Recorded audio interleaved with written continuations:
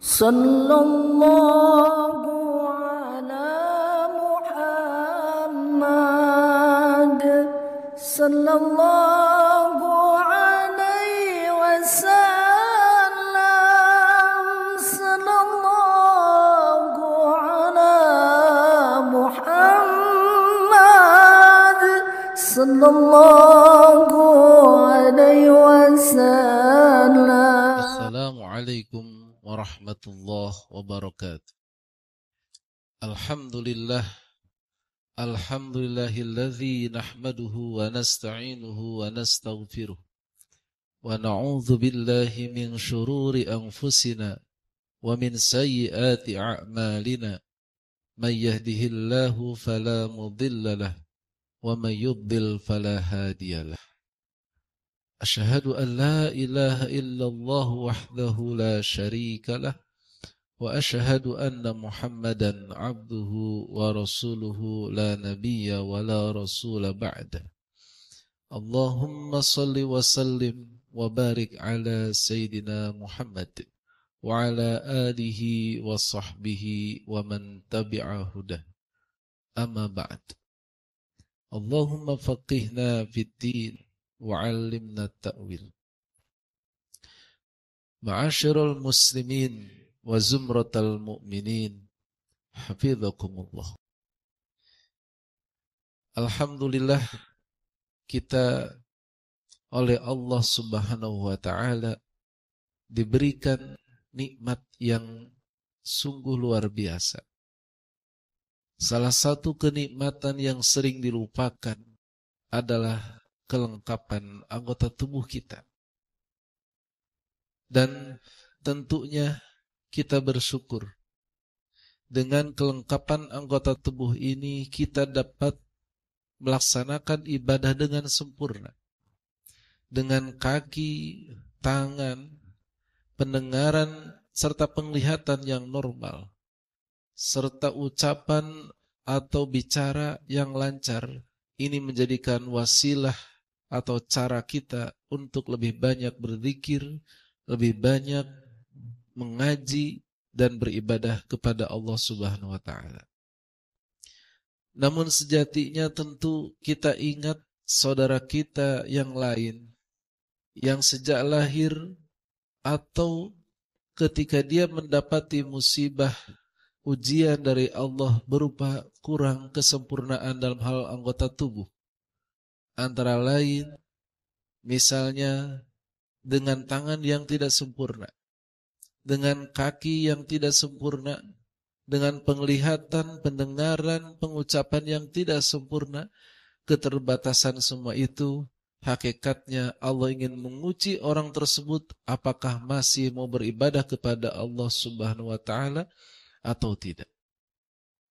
Kita ingat sebuah firman Allah Subhanahu wa ta'ala dalam Al-Quran surah Al-Mulk, alladzi khalaqal mauta wal hayata liyabluwakum ayyukum ahsanu amala wa huwal azizul ghafur.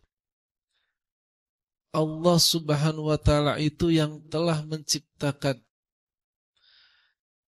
kematian, telah menciptakan kehidupan, telah menciptakan ajal, dan semuanya itu adalah tujuannya apa? Liyabluwakum ayyukum ahsanu amala. Adalah untuk menguji kalian siapa di antara kalian yang paling bagus amalnya. Sehingga tidak dapat dipastikan orang yang lengkap dengan anggota tubuhnya itu lebih baik daripada orang yang memiliki keterbatasan. Tidak dapat dipastikan bahwa ibadahnya seseorang yang lengkap dengan anggota tubuhnya itu lebih baik daripada orang yang memiliki ketidaksempurnaan dalam hal anggota tubuhnya.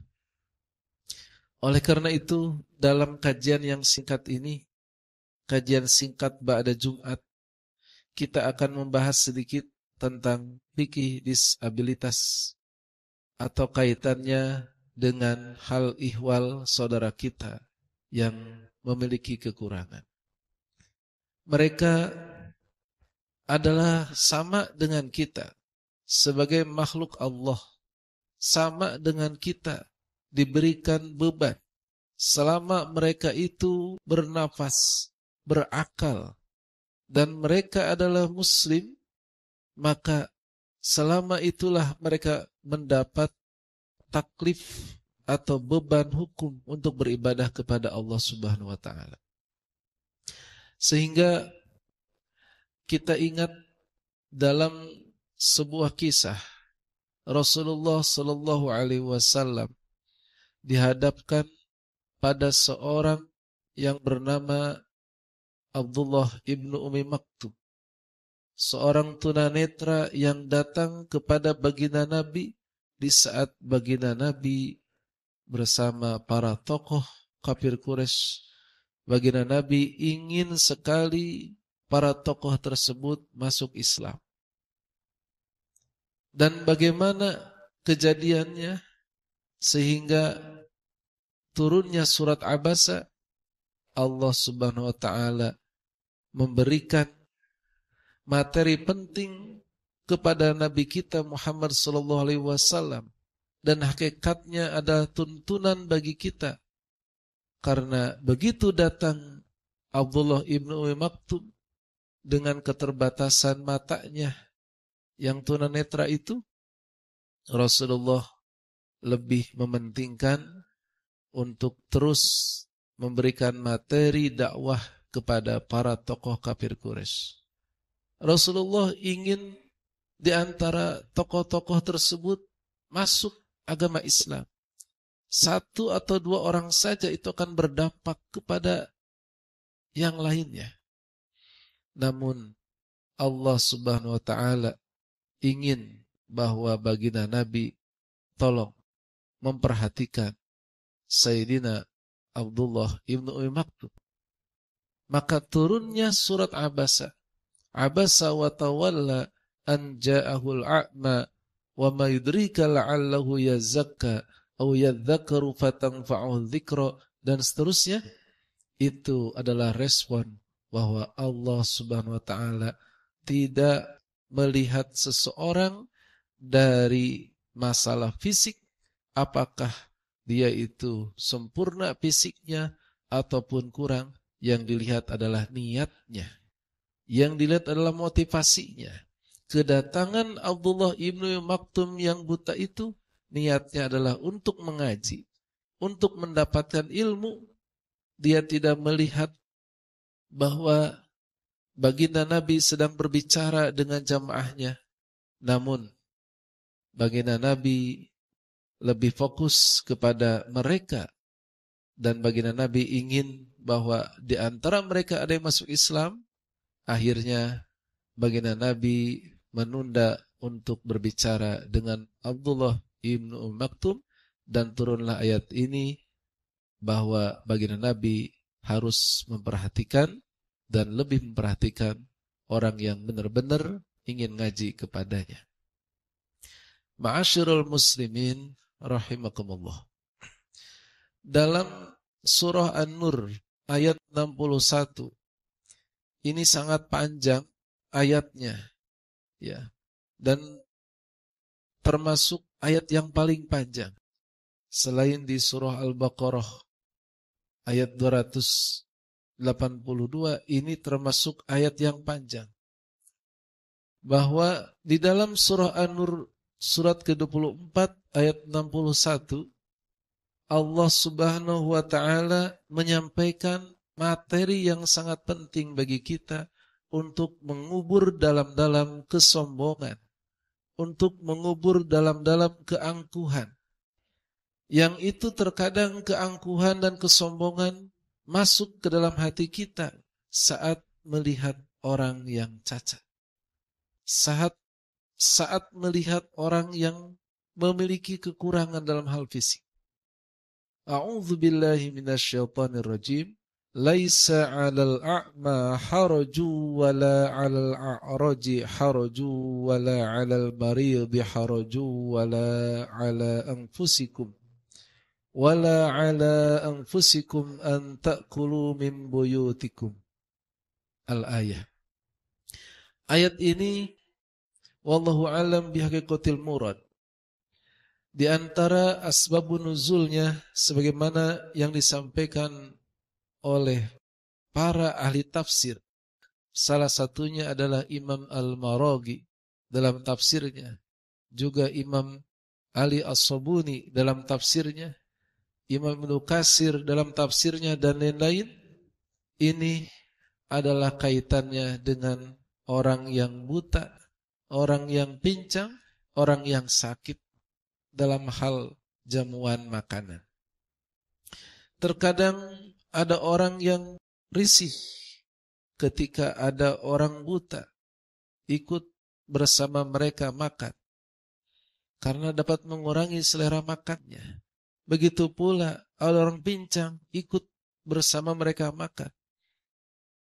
Orang yang sakit, mereka tidak mau bergaul dengan orang-orang yang memiliki keterbatasan tersebut. Maka ayat ini memberikan dorongan atau angin segar bagi kawan kita, saudara kita yang difabel ini, bahwa mereka sama-sama hamba Allah, tidak apa-apa untuk makan bersama orang-orang yang sehat, untuk makan bersama dengan orang-orang yang memiliki kenormalan dalam hal anggota tubuh.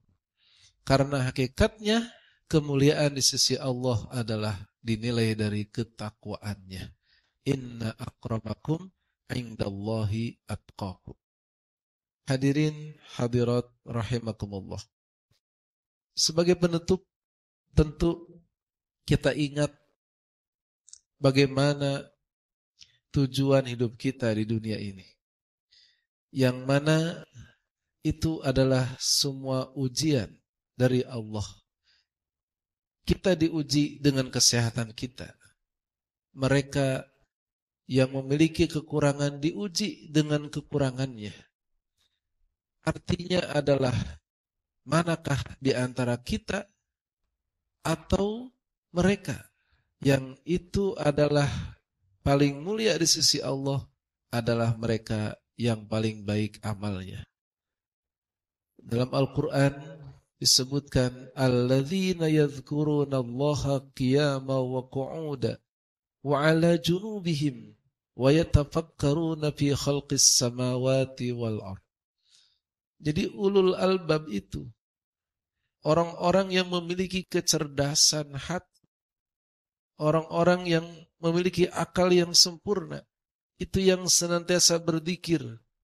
Ketika berdiri dia berzikir kepada Allah, ketika duduk dia berzikir kepada Allah, ketika berbaring pun berzikir kepada Allah, memikirkan ciptaan Allah dan menambah keimanannya. Saat seseorang tidak bisa berdiri karena sakit atau karena lumpuh, maka dia ibadah dengan duduk, itu pun sama pahalanya dengan orang yang berdiri. Ketika seseorang tidak bisa berdiri dan duduk, dia hanya bisa berbaring di tempat khusus, maka dia berbaring sambil sholat atau sholat sambil berbaring. Khusyuk sholatnya itu pahalanya sama dengan orang yang khusyuk sholatnya ketika sambil berdiri atau sambil duduk. Disinilah kemuliaan agama kita. Tidak membedakan status seseorang dari sisi kesempurnaan fisik. Namun kemuliaan seseorang itu dilihat dari ketakwaan dan kesungguhan ibadah kepada Allah. Mudah-mudahan kasibat ini menjadi bekal khususnya bagi kami yang menyampaikan dan juga bagi jamaah yang mendengarkan, untuk kita saling menghargai, saling menghormati, dan sama-sama fastabiqul khairat, berlomba-lomba dalam kebaikan. Kita sama-sama ditugaskan oleh Allah untuk menjadi insan yang beriman dan bertakwa. Wallahu a'lam bishawab. Subhanakallahumma wa bihamdika asyhadu an la ilaha illa anta astaghfiruka wa atubu ilaik. Wallahul muwaffiq ila aqwamit thoriq. Wassalamu alaikum warahmatullahi wabarakatuh.